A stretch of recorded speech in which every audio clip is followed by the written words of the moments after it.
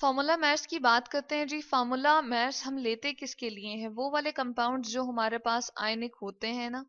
आयनिक यानी कि आयन से मिलकर बने हुए जो कंपाउंड्स होंगे उनको हम आयनिक कंपाउंड कहते हैं। जैसे पहली एग्जांपल अगर मैं यहाँ पर लिख दूं NaCl की, ठीक है। यूजुअली जो हम सॉल्ट कहते हैं, नमक होता है, ठीक है।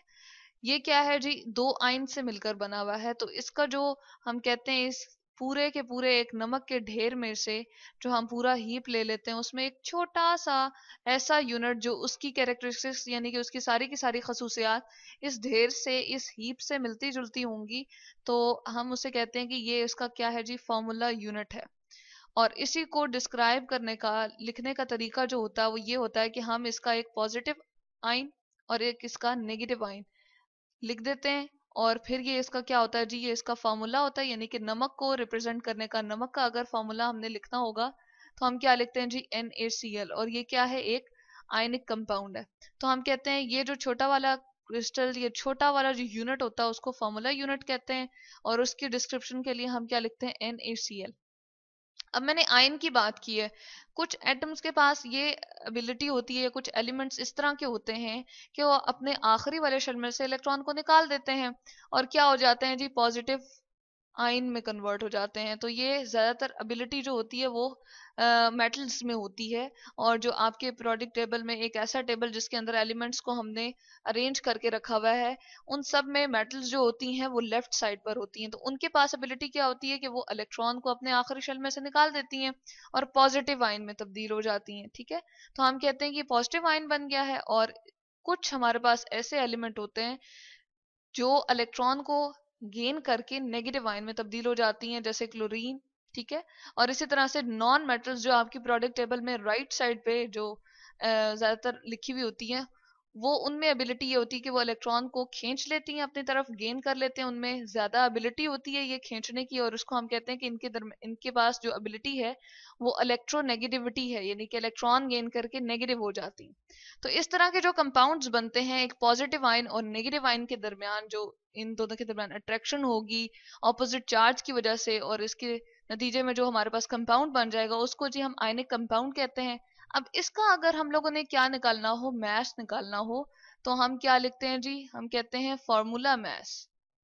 हम मोलिकुलर मैस नहीं कहते, बल्कि क्या कहते हैं?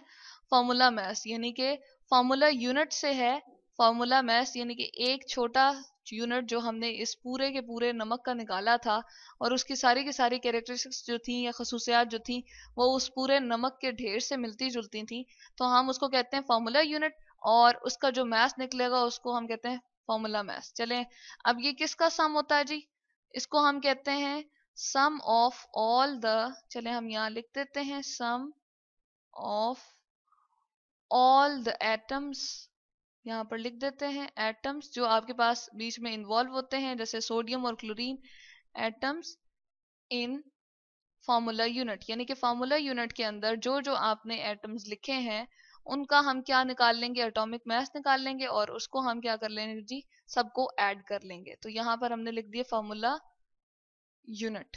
चले, इसके बाद हम अगर NaCl की ही बात करें तो हम फॉर्मूला मैस लिख देते हैं, फॉर्मूला मैस ऑफ NaCl। क्योंकि हमारे पास ये क्या है? आयनिक कंपाउंड है और इसका हम फॉर्मूला यूनिट लेते हैं। तो और मैस जब इसका निकालना चाहेंगे तो फॉर्मूला मैस ऑफ NaCl। तो सोडियम का एक हम कहेंगे कि एटॉमिक मैस, ये किस किस का सम होता है जी? एटॉमिक मैस ऑफ सोडियम पहले निकाल लेंगे। सोडियम के लिए हमने सिंबल क्या लिख दिया जी? Na। जिस तरह हमने बताया था ये नेट्रियम से है, ग्रीक वर्ड में, हम ग्रीक लैंग्वेज में इसको नेट्रियम कहते हैं। और इसके साथ हम सम कर देंगे किसका, या ऐड कर देंगे एटॉमिक मैस ऑफ, जो आपके पास दूसरा कौन सा एटम है जी? क्लोरीन है, तो हमने यहाँ पर Cl लिख दिया। अब जब सोडियम का हमने प्रोटॉन और इलेक्ट्रॉन की तादाद को गिना तो वो कितना जी एटॉमिक मास उसका बन रहा था? वो था 23 AMU, ठीक है। एटॉमिक मास यूनिट यहाँ पर हम लिख रहे हैं, एटम्स के मास को डिस्क्राइब करने के लिए जो हम यूनिट लेते हैं जी वो AMU है। जिस तरह हम हर एक किसी भी चीज के मास को डिस्क्राइब करने के लिए, जिस तरह हमारे पास कोई अगर है, या किसी और चीज को भी हम मापने के लिए जो यूनिट्स होते हैं वो इस्तेमाल करते हैं। जिस तरह अगर पानी को हमने लेना हो तो हम कहते हैं 4 लीटर पानी है या 5 लीटर पानी है। इसी तरह से हम किसी अगर आटा वगैरह लेकर आते हैं, चीनी, तो हम किलोग्राम्स में उसको मेजर करते हैं। इस तरह से एटम्स के मैसेज को अगर मेजर करना हो ना, तो हम एटॉमिक मास यूनिट यूज करते हैं। अब क्लोरीन का एटॉमिक मास जो था वो कितना जी, इलेक्ट्रॉन और सॉरी उसके प्रोटॉन और न्यूट्रॉन को हमने गिना तो वो कितना आ रहे थे, 35.5 AMU आ रहे थे। ठीक है, इस तरह से इसका मास हमने फाइंड कर लिया और इसका मास। तो यहाँ पर 23 जो हमने लिखा था ये एटॉमिक मास था जी, इसके प्रोटॉन प्लस इसके न्यूट्रॉन जो न्यूक्लियस में प्रेजेंट होते हैं। और इसी तरह से एटॉमिक मास ऑफ क्लोरीन अगर निकालना होगा तो वो क्या हो गया, उसके प्रोटॉन और न्यूट्रॉन जो उसके न्यूक्लियस में होते हैं उससे क्या निकला थी, 35.5 AMU। अब हम क्या करेंगे, इन दोनों को जब ऐड करेंगे तो क्या आ जाएगा जी आंसर हमारे पास। यहाँ पर हम ऐड करते हैं तो 58.5 AMU हमारे पास जो है वो आंसर आ जाएगा। तो हम कहते हैं कि ये ये फॉर्मूला मैस निकल आया है किसका, NaCl का, जो कि हमारे पास क्या है, एक आयनिक कंपाउंड है। इसी तरह से बहुत सारे आयनिक कंपाउंड्स और भी होते हैं। हर वो कंपाउंड जो आयन से, दो मुख्तलिफ आयन से मिलकर बना होता है, एक पॉजिटिव आयन होगा और एक नेगेटिव आयन होगा, उसको हम आयनिक कंपाउंड कहते हैं। और उनका छोटे से छोटा यूनिट जो उसकी सारी की सारी डिस्क्रिप्शन बता रहा हो, यानी कि उसके बारे में सारी की सारी इंफॉर्मेशन को बताए, उसको हम कहते हैं जी फार्मूला यूनिट। और उस फार्मूला यूनिट का जब हम मैस निकालेंगे तो उसको हम कहते हैं जी फार्मूला मैस, जो कि हमने यहाँ पर NaCl का निकाल दिया।